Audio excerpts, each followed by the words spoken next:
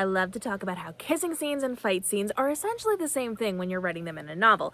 And this week, I reposted an old video where I said this on TikTok, and it's starting to take off again. Controversial author secret. When it comes to writing kissing scenes and fight scenes, they are the exact same thing, with one exception, and it's not what you think.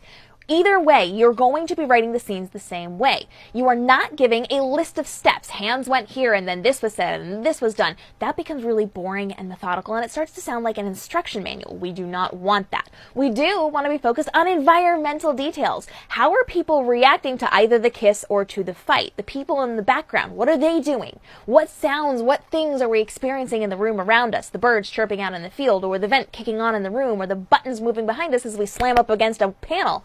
What happens in the environment around and how people are reacting, that is going to make all the difference and really fill in the gaps of what's happening alongside of what happens with hands as we're writing.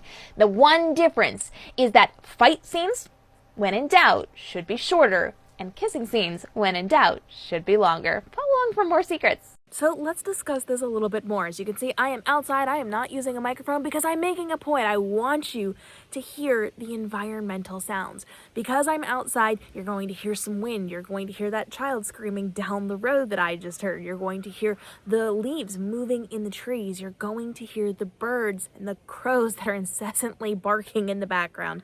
And you're going to be hearing all of these things because I'm in a public setting. Now, if you are doing a kissing scene or a fight scene in a public setting where there are going to be other people around, one of the things you need to lean in on is the reactions. You need to lean into how people are reacting to what is going on.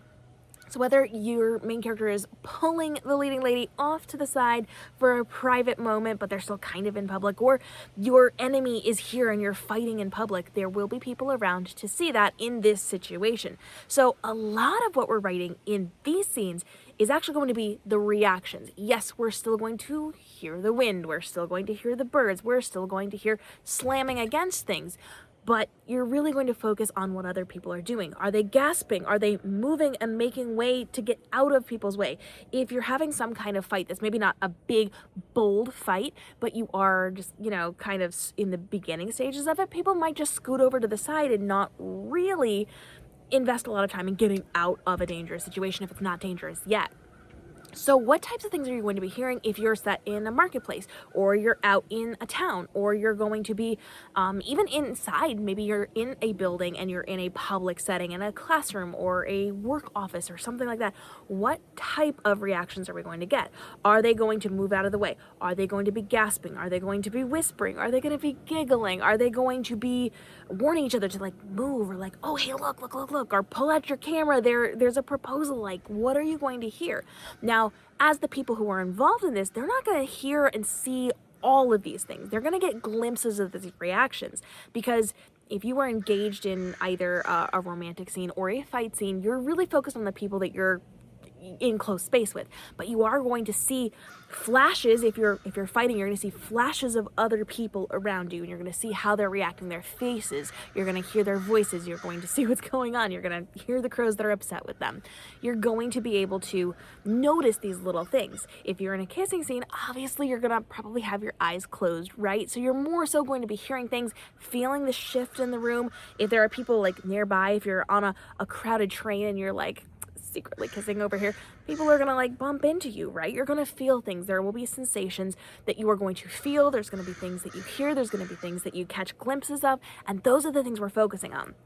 This should not take away from the close-up interactions. You still have to have bits and pieces of them, but as you're doing environmental things, you may hear the vent, or you may hear the lawnmower, you may hear the crows, but you're also going to notice those people, and probably more so because we as humans tend to be concerned with what other people think of us and what's going on around us. And so at that point, you're probably going to focus just a tad more on the people's reactions than the environmental factors. So have all those things in there, make sure you're adequately spending time going over those things, and then don't focus too much on his hand went here and she did this and the legs moved here, and we don't want the user manual of how this is going to work. Logistically, you want all of those environmental impacts on the scene and what's going to be happening and how it's then going to affect what they're doing. Because again, remember, if they're in a crowd, or even if it's not a crowd, maybe it's two people over in the corner, you're going to have things that impact what's going on.